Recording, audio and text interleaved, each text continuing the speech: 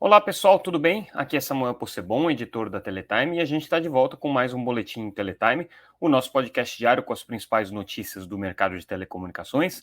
Hoje trazendo o que a Teletime destacou nessa terça-feira, dia 26 de setembro de 2023, um dia com muitas notícias, a gente vai ter muita coisa para abordar aqui. Eu vou tentar sintetizar o máximo possível para que esse nosso podcast não fique muito longo, mas tem muita coisa importante para a gente tratar nesse nosso boletim. Vamos começar pela primeira notícia do dia. A gente acordou com um fato relevante da Oi, trazendo uma novidade aqui com relação à questão do seu financiamento de curto prazo, do seu fluxo de caixa, dos seus compromissos financeiros mais imediatos.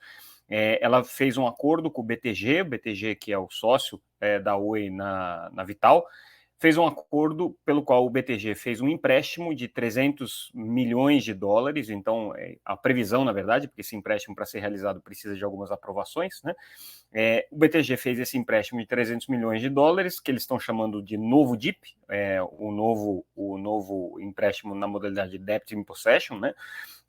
E esse empréstimo vai servir para pagar o empréstimo que a Oi já tinha feito junto a outros credores em junho desse ano. O empréstimo que ela tinha feito anteriormente era de 200 milhões de dólares, portanto, 100 milhões a menos do que o BTG deu, mas ela ainda tinha uma opção de mais 75 milhões de dólares que acabou nem se realizando. Ela pegou a primeira tranche, ou o primeiro aporte de 200 milhões de dólares em junho, tinha uma opção de 75 milhões de dólares que seria feita no começo de setembro. Ela não exerceu essa opção e preferiu fazer esse acordo agora com o BTG para esse empréstimo agora de 300 milhões de dólares. As condições são muito parecidas ou um pouco melhores, segundo palavras da Oi.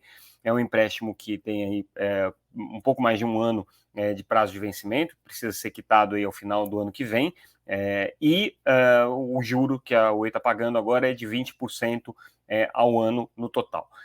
Um detalhe importante é que ela dá como garantia para esse empréstimo 95% das ações que ela tem na Vital, né? Lembrando que o BTG é sócio da Oi na Vital, hoje a Oi tem aí perto de 32%, né? O BTG tem o restante. Então, nessa garantia que está sendo dada agora para esse empréstimo, a Oi comprometeria 95% das ações que ela ainda tem na Vital como parte de pagamento. Claro que essa opção agora de empréstimo, de rolagem de curto prazo, né? Que na prática é uma rolagem, né? O Oi está pegando dinheiro novo para pagar uma dívida antiga que tinha uma condição um pouco pior. Precisa da aprovação do juízo da recuperação judicial, então ele precisa dar ok para isso, especialmente com relação à questão das garantias que estão sendo dadas, que precisam ser liberadas do empréstimo anterior que está sendo feito. Mas a proposta da Oi é pegar o dinheiro do BTG e pagar imediatamente os credores do primeiro empréstimo DIP.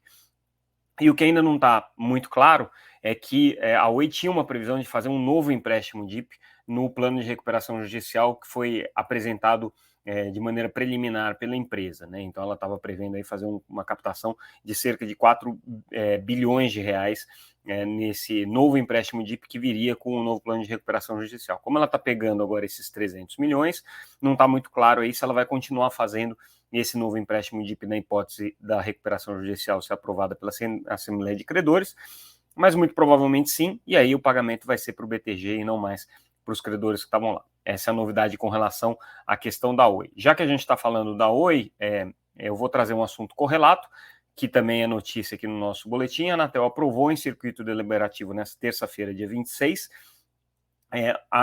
o início do processo de conciliação por consenso com a Telefônica, ou com a Vivo, né, junto ao Tribunal de Contas da União. Mesma coisa que está acontecendo com a Oi, a Telefônica e a Anatel querem ir para o TCU para fazer um acordo com relação aos pontos pendentes aí pelo final do prazo de concessão de telefonia fixa da Oi. Especificamente, o que vai ser negociado aqui é o processo de migração de concessão para autorização, assim como a Oi. Do outro lado, as alegações que a Vivo traz de fatores que causaram desequilíbrio econômico-financeiro provocados pela União, que são objetos de uma disputa arbitral, também está suspensa, a exemplo da Oi. Os processos são muito parecidos, da Telefônica, da Oi, a gente vai ver ele da Claro, vai ver depois da Algar também, posteriormente até da Sercontel. Eles estão em fila, começou pela Oi, a Oi já está um pouco mais avançado no TCU, como a gente noticiou na semana passada, já com ok, inclusive do ministro presidente do Tribunal de Contas da União, Bruno Dantas, para que esse processo de pactuação por consenso avance. Então, agora vai ser constituída uma comissão de conciliação. No caso da Telefônica, que foi o segundo processo que a Anatel encaminhou, um pouco mais atrás, é o primeiro passo agora a Anatel fazer o pedido para o TCU. O TCU vai ter que analisar esse pedido, a área técnica do TCU se manifesta, vai para o ministro Bruno Dantas, ele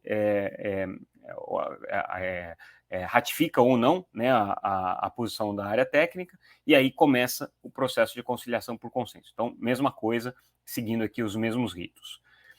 Hoje também foi um dia muito importante para a assinatura da portaria conjunta entre o Ministério de Minas e Energia e o Ministério das Comunicações.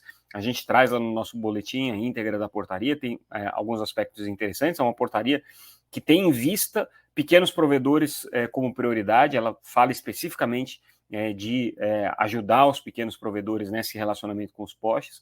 Coloca uma coisa que pode ser complicada para grandes operadoras, que é a obrigação de que o tratamento de poste seja isonômico entre as operadoras de telecomunicações, e hoje a gente sabe que não existe essa isonomia, porque os grandes operadores que têm contratos mais antigos têm condições de preços mais interessantes, mas como eu disse, como é uma portaria que tem aí, no fundo, uma mensagem de ajuda dos pequenos provedores de internet, das empresas prestadoras de pequeno porte, faz todo sentido que esteja sendo colocada aí essa busca de tratamento isonômico. No mais, ela remete tudo para a regulamentação da Anatel, que já está sendo realizada, a regulamentação conjunta entre a Anatel e a ANEEL. São portarias essa portaria dialoga com as propostas que estão sendo feitas pela Anatel e pela ANEEL. A gente vê, inclusive, um artigo muito parecido, que é o artigo que encerra a portaria, que também encerra a proposta de resolução conjunta que a gente já noticiou também em primeira mão, que é aquilo que diz que as agências vão tomar o cuidado para que sejam preservadas as melhores práticas técnicas, o respeito às condições de trabalho, a segurança dos usuários, enfim. Esses dois dispositivos estão previstos nos dois documentos, o que mostra que eles conversaram antes de nascer. Mas a portaria foi assinada, é um projeto que os ministérios estão chamando de poste legal, que visa justamente esse processo de reordenamento e de regularização dos postes Brasil afora. Então, esse passo, do ponto de vista das políticas públicas, foi dado, assim como as duas agências reguladoras já estão trabalhando nos passos aí regulatórios que precisam. E aí a gente traz uma novidade, informação em primeira mão aqui também, para os nossos leitores, os nossos ouvintes desse podcast. O conselheiro Alexandre Freire está inovando mais uma vez nas propostas de encaminhamento jurídico-regulatórios aí que estão sob a sua alçada, e aí, como ele é o relator do processo da regulamentação de postes, a regulamentação conjunta entre a Anatel e a ANEEL, ele formulou um pedido para o presidente da Anatel, né, que é quem regimentalmente tem que encaminhar essas questões institucionais entre as agências, e o pedido do Alexandre Freire é para que a Anatel busque junto à ANEEL uma reunião colegiada conjunta entre as agências de telecomunicações para deliberação sobre o regulamento de poste, em linha com o que está previsto na Lei 14.210 de 2021. Essa legislação ela prevê a figura da decisão administrativa coordenada, que é quando você tem questões muito relevantes ou questões em que não existe um consenso dentro da administração pública, ou existem posições divergentes dentro da administração pública, em que você faz com 3 ou mais órgãos uma reunião conjunta, em que você tira dessa reunião deliberações que valem para todos os órgãos. Então, o que o conselheiro está propondo aqui, com base nessa legislação, é justamente essa figura aqui, né, da decisão administrativa coordenada, que viria por meio de uma reunião deliberativa dos dois colegiados, do Conselho Diretor da Anatel e da diretoria da ANEEL, para tomar essa decisão conjunta aqui com relação especificamente aos postes. Lembrando que as duas agências precisam, de fato, deliberar sobre esse regulamento, e eles precisam ser congruentes e alinhados, né? Então, já existe um trabalho de alinhamento prévio, existem alguns pontos ainda de divergência, como a gente já antecipou, mas que o que o conselheiro está propondo é que a deliberação se dê por uma reunião conjunta. Claro que tem algumas regras específicas nessa reunião conjunta, cada uma das agências tem que trazer a sua sustentação de voto, as deliberações valem para os dois lados, tem que ser uma reunião cuja única pauta seja o ponto de resolução conjunta e de deliberação conjunta, não pode ter outros temas aqui sendo abordados, e a gente lembra que existe um acordo tácito, vamos dizer assim, entre os conselheiros da Anatel para tentar trazer esse assunto a voto ainda em outubro, quando o conselheiro Moisés Moreira, que fez boa parte da articulação com a ANEEL, ainda é conselheiro. Ele deixa o cargo no dia 4 de novembro, então a ideia aqui do conselheiro Alexandre Freire, que é o relator, é tentar trazer até o final do conselheiro Moisés Moreira. Vamos ver se é possível, vamos ver se a ANEEL aceita a ideia dessa resolução conjunta ou dessa deliberação conjunta entre as duas agências aqui, mas é uma proposta interessante.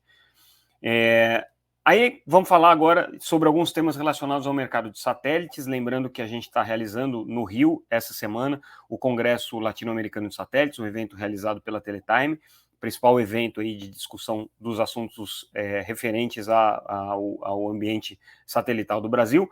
Hoje foi um dia de pré-evento, vamos dizer assim, a gente teve algumas sessões voltadas para aspectos regulatórios, e nesses debates surgiu um aspecto muito interessante. A gente deu na semana passada como notícia em destaque, vocês devem se lembrar, o processo de consulta pública que o Ministério das Comunicações está fazendo com relação ao termo de referência da licitação do GESAC, que vai acontecer até o final do ano. O GESAC é aquele programa Governo Eletrônico, Serviço de Atendimento ao Cidadão, e é um programa que hoje tem a Telebrás como prestadora deles. A Telebrás aí atende cerca de 25 mil pontos de presença do GESAC. A licitação acontece, como eu disse, no final do ano, e o Ministério colocou um termo de referência com várias condições e inovações importantes, entre elas o aumento substancial das velocidades aí demandadas do prestador de satélite que vai atender ao novo GESAC, vamos dizer assim, né, nessa nova geração do GESAC. E aí, para nossa surpresa, a Telebrás, que hoje é a principal parceira do governo aí na prestação dos serviços do GESAC, disse que com constelação GEO é praticamente impossível você atender os requisitos que estão sendo colocados aqui pelo governo nessa licitação de GESAC. Não porque o GEO não tem a capacidade para isso, mas o custo vai ficar inviável, segundo a análise que foi feita aqui pela Telebrás durante o nosso evento. Mas não é um ponto que é só a Telebrás que sustenta. A Viasat, que é parceira da Telebrás, mas também é uma operadora importante de satélites com soluções GEO, e a SES, que também é uma operadora de satélites com soluções GEO, apesar de também ter soluções MEL, ambas concordam que as premissas que estão colocadas aqui no termo de referência, de alguma maneira, acabam excluindo as constelações GEO por conta das dificuldades, principalmente de custos que vão ser encontrados para você conseguir chegar nos parâmetros orçamentários aí que o Ministério das Comunicações tem. E tudo começa com a questão da conectividade significativa. Como a gente sabe que esse é o ponto de premissa mais importante para o governo nesse momento, é conseguir prover conectividade dentro daquilo que se costuma chamar de conectividade significativa, as bandas exigidas para conexão em escolas, por exemplo, ficaram muito elevadas, né? E a tecnologia de satélite tem dificuldade para atender essas bandas. Mas o que eles ponderam é que nem sempre você precisa de tudo isso de conexão, de capacidade de conexão à internet. Você pode ter um serviço de ótima qualidade, que atenda todos os preceitos de conteúdo e de fruição da navegação, com velocidades um pouco menores, desde que você consiga garantir banda, que você consiga garantir uns bons sistemas terrestres de distribuição desse sinal, com Wi-Fi, com bons equipamentos, né, que você tenha conteúdos adequados para isso. Então, o ponto todo foi, será que é tão necessário assim você seguir esses preceitos de conectividade significativa para definir a tecnologia que você está contratando, considerando que hoje, se você não abrir mão dessas exigências, praticamente você só tem um prestador que pode atender a essas demandas do Ministério das Comunicações, que é, nesse momento, a Starlink, que é a única operadora de satélites que tem constelação LEO com capacidade para atender as demandas que estão sendo colocadas aqui nessa licitação do GESAC. Essa aqui foi a reflexão trazida pela Telebrás. A gente vai ter, ao longo do evento, a participação também no Ministério das Comunicações, que deve trazer um pouco mais de esclarecimento com relação a esse tema. Lembrando que também nessa terça-feira teve o anúncio, e aí é outra notícia que a gente destaca, da Estratégia Nacional de Escolas Conectadas, uma ação conjunta aí do Ministério das Comunicações, do ministro Juscelino Filho, em conjunto com o Ministério da Educação, com o ministro Camilo Santana. A ideia, obviamente, é fazer a conexão de todas as escolas de ensino básico do Brasil até 2026, melhorando a conectividade de cada uma dessas escolas para pelo menos 1 megabit por segundo por aluno, né? São 138 mil escolas. Basicamente, todos os programas estão relacionados aqui ao setor de telecomunicações, por isso que o Ministério das Comunicações está envolvido nesse projeto. A premissa básica é que você tenha conectividade de escolas com fibra, prioritariamente, até escolas que estão até um raio de 20 quilômetros do ponto de chegada da fibra. Quando tiver mais de 20 quilômetros do ponto de chegada da fibra, aí sim você vai partir para uma solução de satélites, segundo essa estratégia aqui.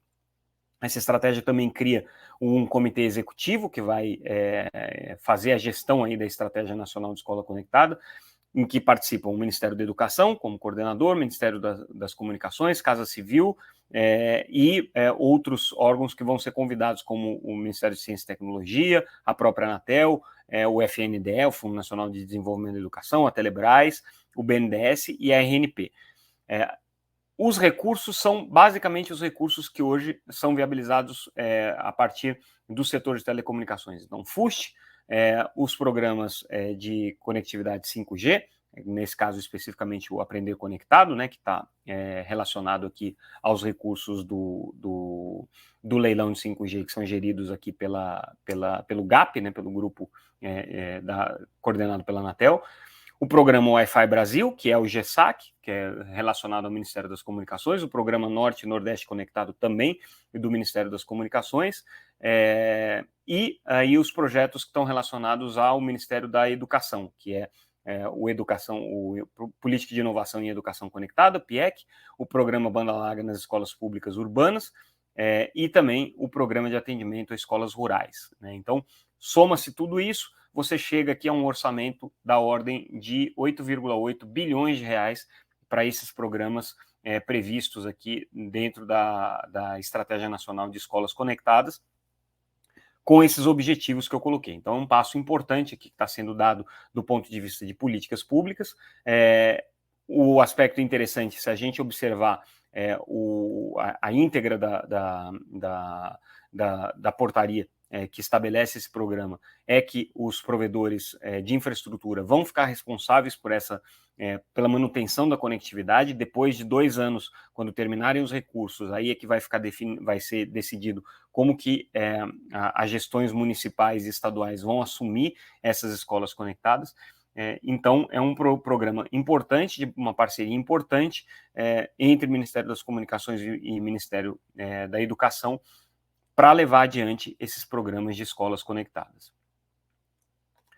Mudando de assunto, vamos agora tratar aqui do tema que recheou aqui o nosso seminário de satélites, que é a questão da presença da Starlink no Brasil.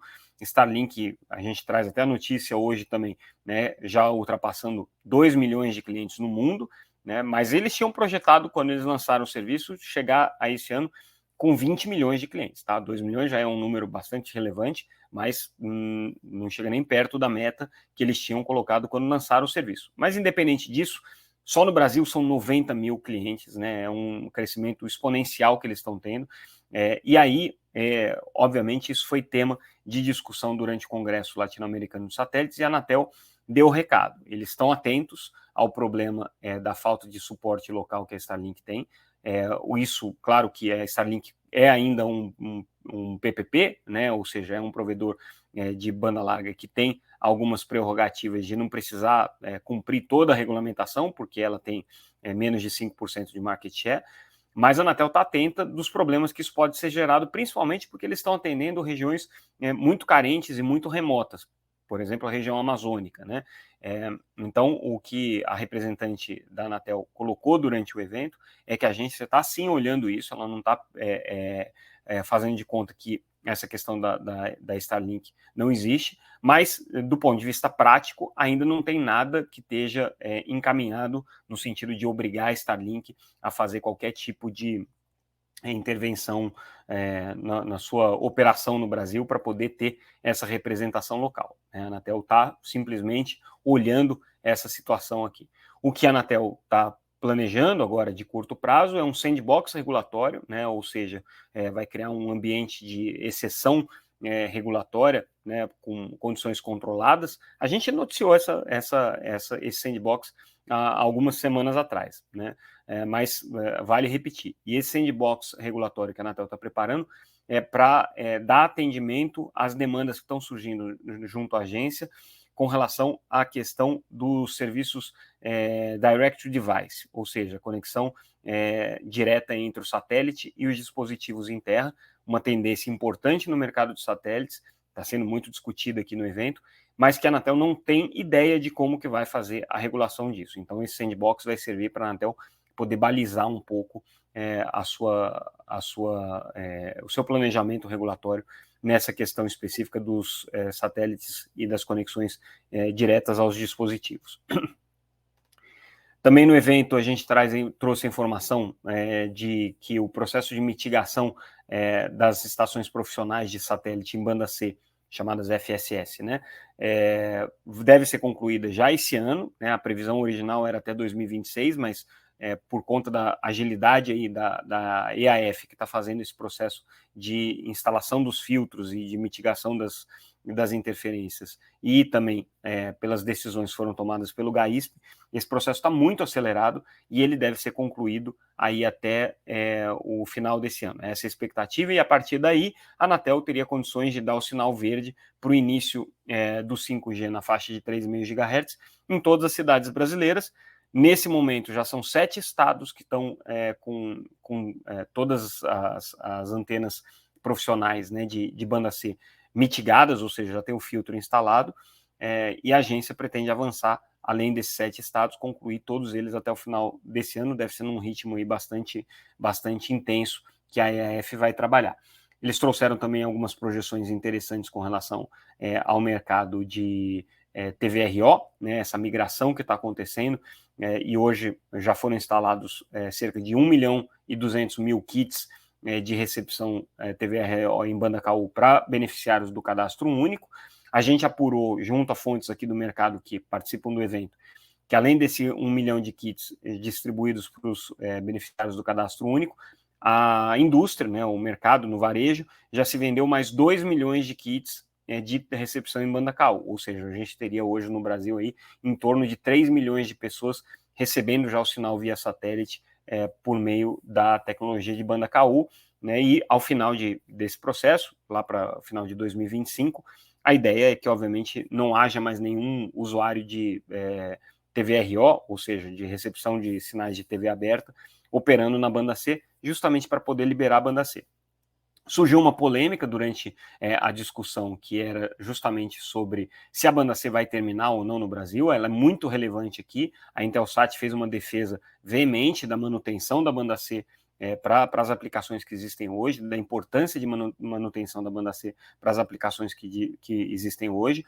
Existe um grande temor que a Anatel avance na faixa de 3,7 GHz a 3,8 GHz para uma licitação de 5G. A Anatel não admitiu que isso pode acontecer, não deu sinais de que isso deve acontecer, pelo menos no curto prazo, mas existe esse temor aqui com relação ao setor de satélites. Aí o recado que a Intelsat deu, participando dessas discussões, é que se a Anatel avançar na faixa de 3,7 a 3,8, o processo de mitigação e limpeza de faixa vai ser muito mais complexo do que foi até aqui, porque aqui a gente estava falando de uma mitigação na faixa de 3,6 GHz. né, que ela não é tão usada pelo setor de satélites quanto acima de 3.7.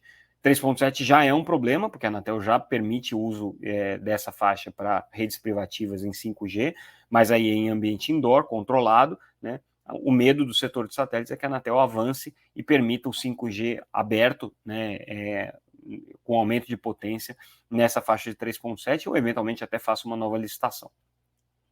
E aí o último tema que eu destaco do evento de satélites é a questão de sustentabilidade no espaço, principalmente com relação ao problema do superpovoamento das constelações de órbita baixa. Mais uma vez, Starlink aí é responsável por isso.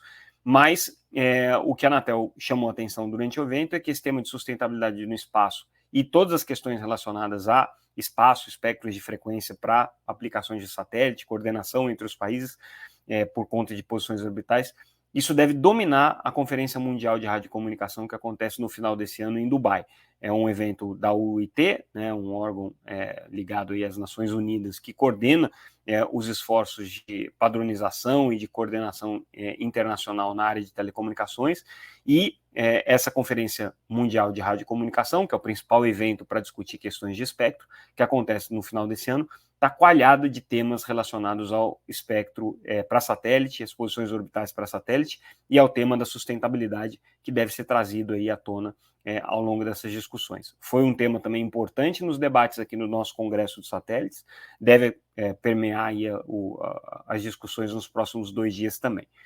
E com isso, a gente encerra o nosso boletim de hoje. Mais uma vez, eu agradeço a audiência de vocês, a paciência, né, pelo volume de informação que a gente tinha para trazer, mas tenho certeza que todos vocês julgaram aí que eram informações relevantes e que valia a pena a gente gastar aí esses nossos 27 minutinhos de hoje acompanhando o que de mais importante aconteceu no mercado de telecomunicações.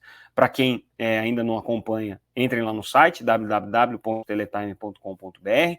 Todas as informações que a gente trouxe lá estão lá nas notícias gratuitamente. Vocês podem se inscrever para receber as nossas newsletters diretamente no seu e-mail e também, obviamente, seguir a gente pelas redes sociais, sempre como @TeletimeNews. Ficamos por aqui e amanhã tem mais, pessoal. Obrigado mais uma vez pela audiência. Tchau, tchau.